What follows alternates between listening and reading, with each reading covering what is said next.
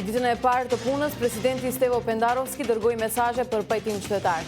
Mysafiri i tij sot ishte euroambasadori Samuel Zhbogar. Sipas ekspertëve, puna e parë e Pendarovskit është dekretimi i ligjeve të bllokuara nga paraardhësi i tij. Bisedimet për ligjin mbi prokurorinë publike dhe fatin e speciales mbeten në qërsokak. Vëmëroja thot se pushteti përpiqet t'i faturojë opozitës mosmarrjen sipas saj të datës për fillimin e negociatave me BE-n. Ministria e Arsimit dhe Shëndetësisë me deklarata të ndryshme për regjistrimin ose jo të fëmijëve të pavaksinuar në klasë të parë. Ademi thot se çështja është serioze dhe do të diskutohet në mbledhje qeveritare.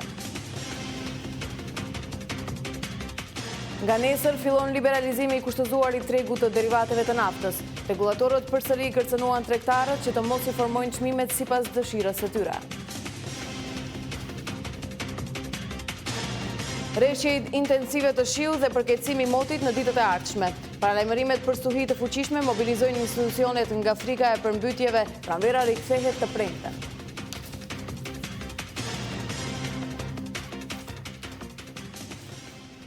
Përshëndetje, jeni me lajmet e orës 16. Në ditën e parë të mandatit, presidenti Stevo Pendarovski dërgoi mesazhe për pajtim qytetar dhe takoi ambasadorin e BE-s Samuel Zhbogar. Ambasadori Zhbogar solli urimet e krerëve të Unionit dhe paralajmëroi një vizitë të mundshme të Pendarovskit në Bruksel gjatë javëve të ardhshme. Mirëpo analistët vlerësojnë se në politikën e brendshme për Pendarovskin është prioritet dekretimi i ligjeve të cilat i kishte kthyer Ivanovi. Kuvendi pritet të vendosë nëse për këtë do të presin edhe miratimin e ligjeve të mbetura të cilat duhet të kalojnë në leximin e tretë më 16 maj. Në vilën presidenciale në Vodno, Stevo Pendarovski realizoi ditën e parë të tij në pozitën e presidentit. Mesazhi i tij i parë në rrjetet sociale është një thirrje për pajtim qytetar. Është koha që të shërojmë plagët e mbetura nga e kaluara jone afërt dhe ta fillojmë vërtet pajtimin qytetar, sepse nuk kemi atë dhe rezervë të cilin do të mund ta quajmë shtëpi. Në këtë rrugë dua të angazhohem pa rezervë, pa mbajtur llogari për rating politik personal. Të gjithë njerëzit qëllimir, politikanë dhe partitë të cilat vendosin të shkojnë rrugës së njëjtë, do ta kenë mbështetjen time. Në orët e para Pendarovski priti në takim shefin e delegacionit të Bashkimit Evropian në Shkup, Samuel Zhbogar. Ambasadori Zhbogar shpalosi edhe mundësinë për një vizitë të Pendarovskit në Bruksel gjatë javëve të ardhshme, për të takuar krerët e BE-s. I brought the letter of congratulations for Presidents Tusk and Juncker. Unë i solla letrën me urime nga presidentit Tusk dhe Juncker. Në letër ata shprehin gatishmëri për të punuar nga afër për të ardhmen europiane të Maqedonisë së Veriut, si dhe për Europën tonë të përbashkët. Ne presim të bashkëpunojmë me presidentin në hapat e ardhshëm gjatë ditëve dhe muajve që do të dërgojnë Maqedoninë e Veriut në Bashkimin Evropian. Ndërkohë në vend Pendarovski në presin detyrime të tjera, realizimi të cilave kishte ngecur muajt e fundit. Kjo është dekretimi i ligjeve të cilat ishin kthyer nga paraardhësi i tij Gjorge Ivanov. Një pjesë e tyre kanë kaluar edhe leximin e tretë, kurse pjesa tjetër janë vendosur në renditje në seancën e 16 majit. Nuk dihet akoma nëse kuvendi do ta rikujtojë Pendarovskin të dekretojë fillimisht ligjet të cilat tashmë kanë kaluar leximin e tretë, ose do të presin rimiratimin e të gjithë ligjeve të cilat kishin ngecur. Ligjvënësi për këtë do të vendos pas kthimit të kryeparlamentarit Tala Xhaferi nga vizita e tij zyrtare në Vjenë, duke qenë se pjesa më e madhe e ligjeve janë reformuese. Analisti Agim Yunus thekson rëndësinë e dekretimit të shpejtë të tyre. Detyrën e parë që e ka zotni Pendarovski është mos jetë si Ivanovi një gur në rrugën e procesat eurointegrativ. Besoj që për një shumë shkurt kohë ai do të nënshkruajë krejt këto ligje të cilën kanë qenë për përparimin e procesave.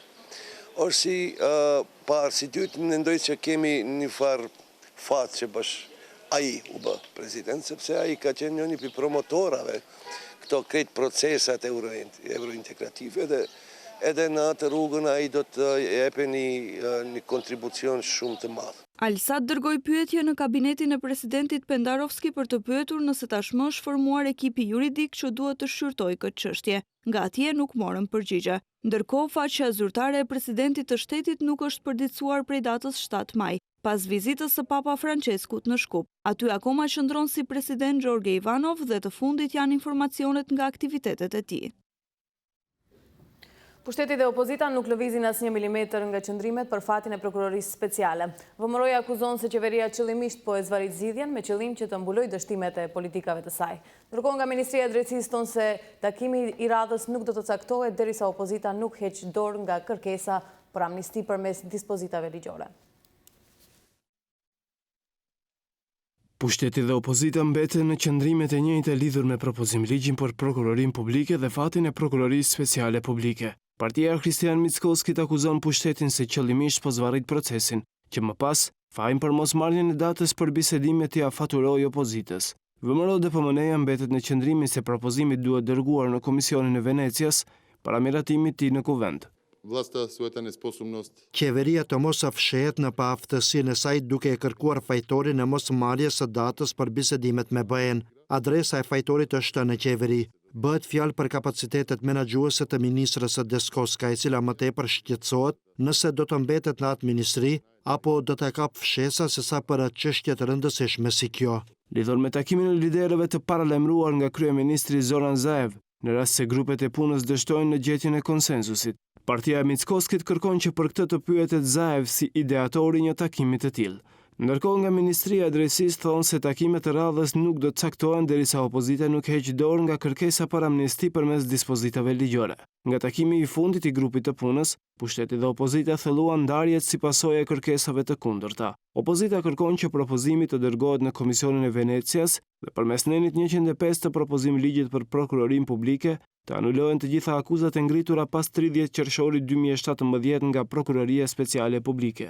Pushteti nga ana tjetër pret që opozita të tërhiqet nga amendamentet, duke propozuar që lëndët e hapura nga Prokuroria Speciale të procedohen, ndërsa bombat të mos përdoren si dëshmi në procedurë, por vetëm të dëgjohen për indikacione. Ndaj propozimit të pushtetit, opozita ka propozuar 65 amendamente, ndërsa gjëja e vetme për cilën deri më tani palët janë pajtuar është fati i Prokurorisë Speciale Publike, e cilët sipas propozimit do të funksionojë si organ i pavarur në kuadër të Prokurorisë Publike. Derisa shtrëngohet rrethi ligjor rreth kreut të RTV-s Marian Cvetkovski, ai vazhdon të heshtë. Ende nuk dihet në cilën mbledhje antikorrupsioni do të hap rastin për dyshimet për krim të madh në shërbimin publik, që pretendohet se është bërë nga Cvetkovski gjatë kohës së VMRO-PS. Drejtori i Radio-Televizionit të Maqedonisë Marian Cvetkovski mbetet i pakapshëm për koment, pasi enti shtetror i revizionit zbuloi parregullsi në punën e shërbimit publik. Cvetkovski edhe sot nuk u përgjigj në telefon e as që u përgjigj porosive SMS që ja kemi dërguar. Pasi ai vendosi të heshtë, antikorrupsioni njoftoi se do të hap lëndë pasi revizorët zbuluan parregullsi në punën e tij. Paralelisht, gjetjen e revizionit do të kontrollohen edhe nga policia financiare, por emri i Marian Cvetkovskit regjistruhet edhe në hetimet e prokurorisë speciale.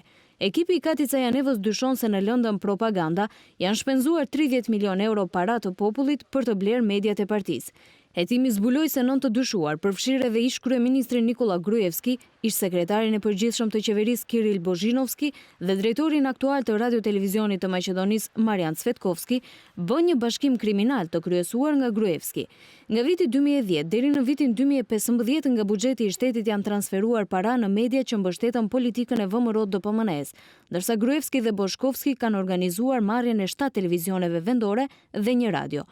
Por në raportin e fundit, Prokuroria Speciale Publike njoftoi se njëri prej të dyshuarve ka pranuar të jetë dëshmitar kundër Gruevskit, Bozhinovskit, Cvetkovskit dhe të tjerëve.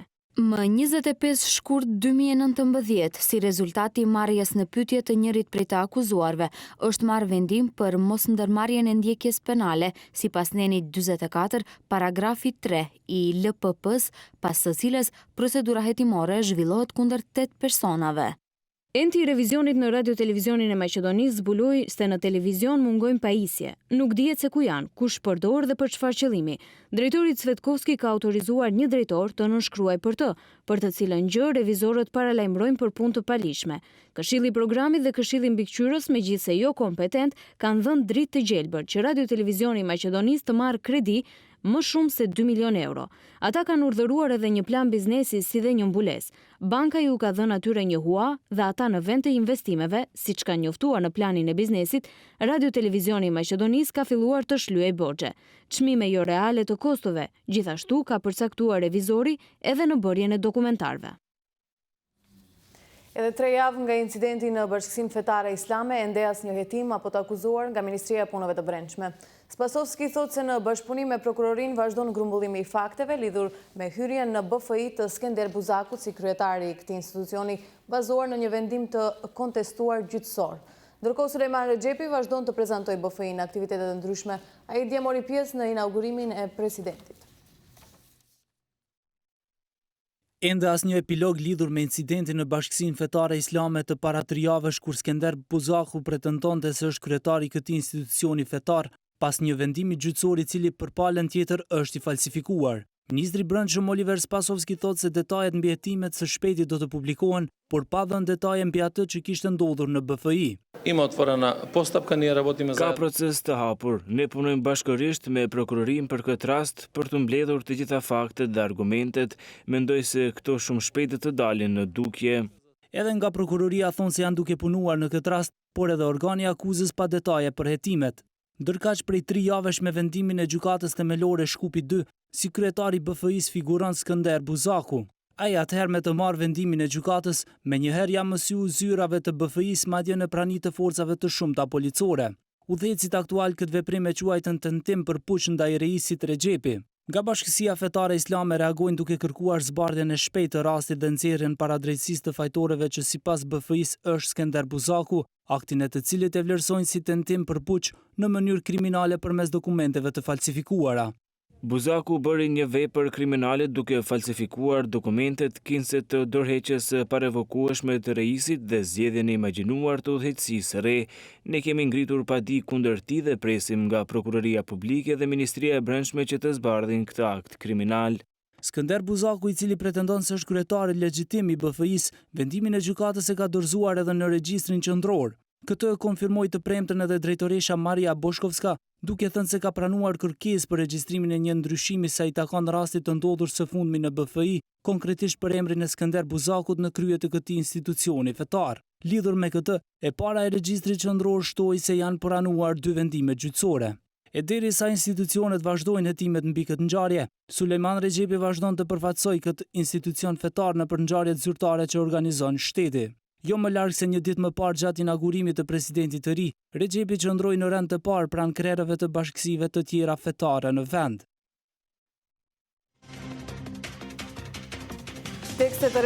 Tekstet e reja shkollore në lëndën e muzikës. Nxënësit do ta mësojnë muzikën dhe kulturën e të gjithë etniteteve. Të pakorrigjuara mbeten ende tekstet e gjeografisë dhe historisë, të cilat janë përplot me shtrëmbërime të historisë shqiptare. Rreshje intensive të shiut dhe përkeqësimi i motit në ditët e ardhshme. Paralajmërimet për stuhi të fuqishme mobilizojnë institucionet nga frika e përmbytjeve. Pranvera rikthehet të premten.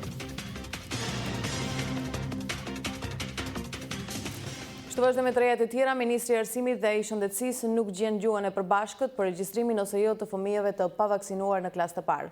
Ademi thosë se çështja është serioze dhe për këtë do të diskutohet në mbledhje qeveritare, ndërsa Filip Çegëm ngul se fëmijët e pavaksinuar nuk mund të jenë në një vend me ata të vaksinuar.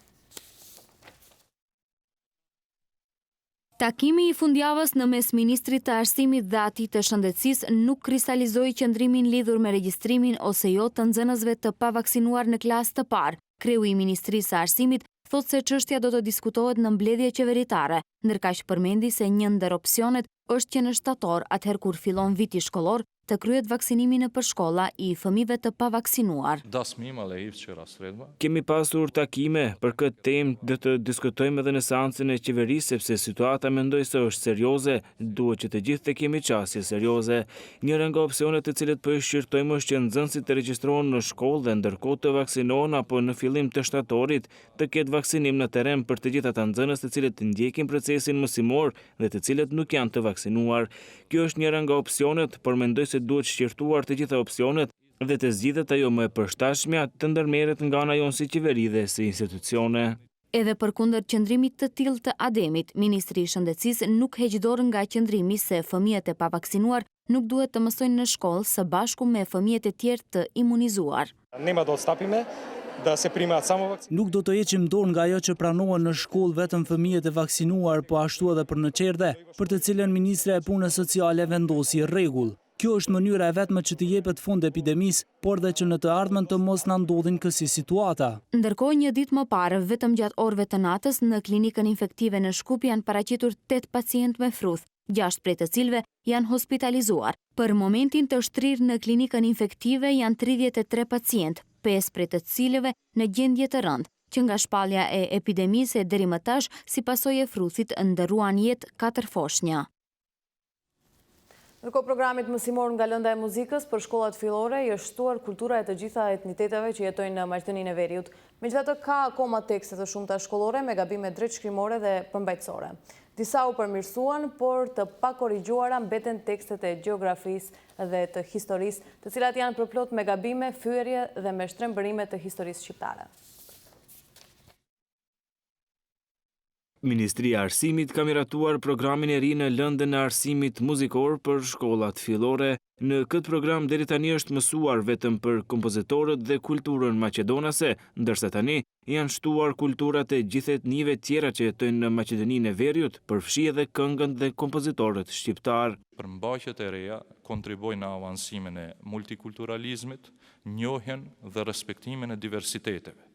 Secili nxënës do të mësoj kulturën dhe traditën muzikore të komunitetit që i përket, si dhe do të kenë mundësi të mësojnë edhe për kulturën muzikore dhe traditën e bashkëqytetarëve të bashkësive të tjera etnike. Edhe atë duke dëgjuar dhe përpunuar këngë dhe kompozime, duke i njohur instrumentet si dhe karakteristikat tjera muzikore të atyre komuniteteve.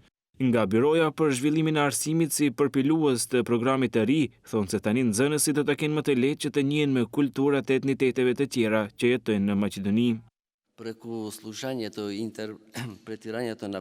Përmes dëgjimit dhe interpretimit të këngëve nga të gjitha bashkësitë etnike që jetojnë në shtetin tonë përveç muzikës së huaj, do t'ia dalim t'i ofrojmë nxënësit që njihen me vlerat dhe traditat dhe kulturët të ndryshme dhe ashtu të jetojnë dhe të mësojnë së bashku. Megjithatë, mbeten edhe shumë tekstet e tjera shkollore të arsimit fillor dhe të mesëm, me gabime drejtshkrimore dhe përmbajtësore. Ministri Ademi thotë se po punohet në përmirësimin e plotë të gabimeve të tilla. Përmirësimi i përmbajtjes teksteve shkollore do të vazhdojë edhe në periudhën që vjen. Ky proces i përmirësimit edhe i teksteve shkollore, edhe i programeve mësimore, po vazhdon me një dinamik të fuqishme nga ana e Ministrisë së Arsimit dhe Shkencës, nga ana e Byros për Zhvillim të Arsimit dhe institucioneve tjera kompetente. 22 tekste shkollore u korrigjuan në fillim të vitit akademik 2018-2019, siç janë tekstet e shkencave eksakte, si kimia, fizika, matematika, shkencat natyrore dhe biologjia, por ende mbeten pa korrigjuar tekstet e gjeografisë dhe historisë, të cilat janë me shumë gabime skandaloze dhe me përmbajtje fyese si dhe shtrembrime historike ndaj shqiptarëve. Nga nesër, askush përveç tregtarëve nuk e di se sa do të kushtojnë derivatet e naftës. Regulatorët përsëri kërcënuan tregtarët që të mos i informojnë çmimet sipas dëshirës së tyre. Kompania më e madhe e derivateve të naftës, Mak Petrol, i përcaktoi çmimet e reja, ndërkohë ashtu siç pritej, benzina shënoi ulje, ndërsa dizeli shënoi rritje minimale. Duke filluar nga nesër, fillon liberalizimi i kushtezuar i tregut të derivateve të naftës. Tregtarët së paku një javë të përcaktojnë vetë çmimin e shitjes me pakicë të karburanteve. Nuk do të ketë shok çmime, sigurojnë nga Komisioni Rregullator Energjetikës. Për llogaritjet e tyre thonë se nëse edhe sot përcaktohen çmimet sipas metodologjisë së vjetër, do të kishte një rënje të vogël te benzina, si dhe një rritje minimale tek çmimi i dizelit. Ne očekujem trgovcite. Unë nuk pres që tregtarët të bëjnë ndonjë lloj aventure dhe të shkaktojnë ndonjë shok në çmime. Nëse hynë në një aventurë të tillë, gjatë miratimit të metodologjisë së re, atëherë ne do të marrim parasysh sjelljen e tyre.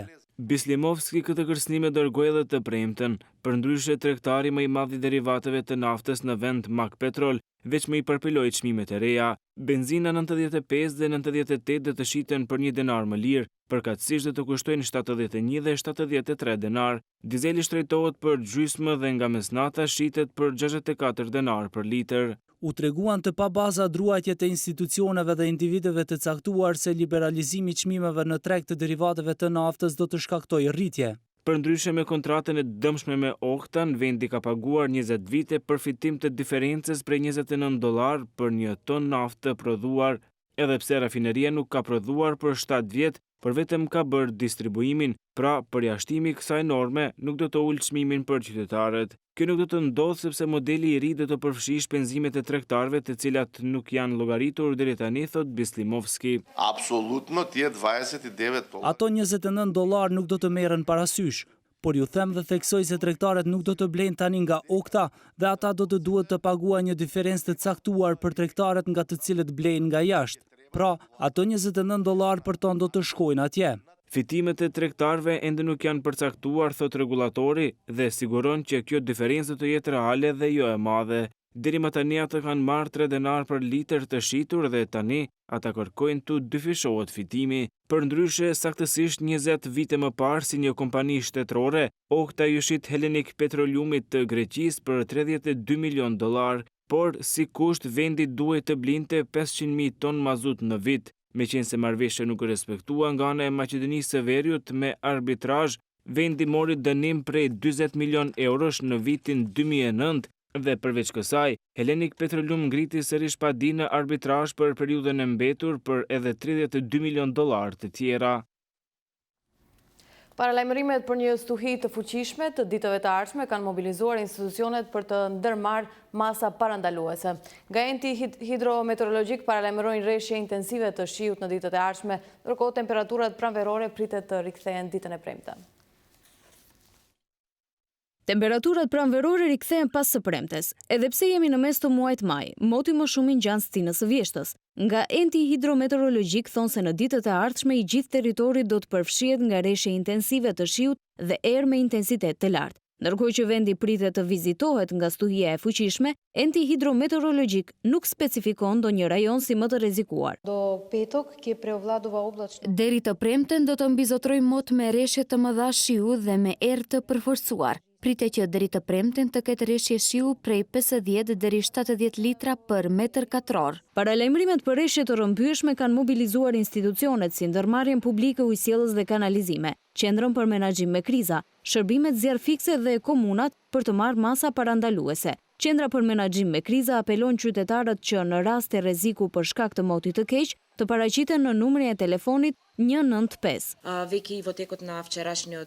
Edhe një ditë më parë, disa komuna kanë thirrur shtabet e tyre për menaxhim me kriza dhe kanë ndërmarrë disa masa. Kjo nënkupton kontrollimin e shtreterëve të lumenjve, rrjetin e kanalizimeve, si dhe objektet e tjera. Nga ndërmarrja publike ujësjellës dhe kanalizime informojnë se janë ndërmarrë hapat e nevojshëm që sistemi atmosferik për shkarkimin e ujrave të mund të funksionojë pa pengesë. Si zona më kritike përmenden nënkalimi nga autokomanda drejt aerodromit, nënkalimi për tek Ministria e Brendshme, kryqëzimi tek Hotel Continental dhe kryqëzimi për në Butel.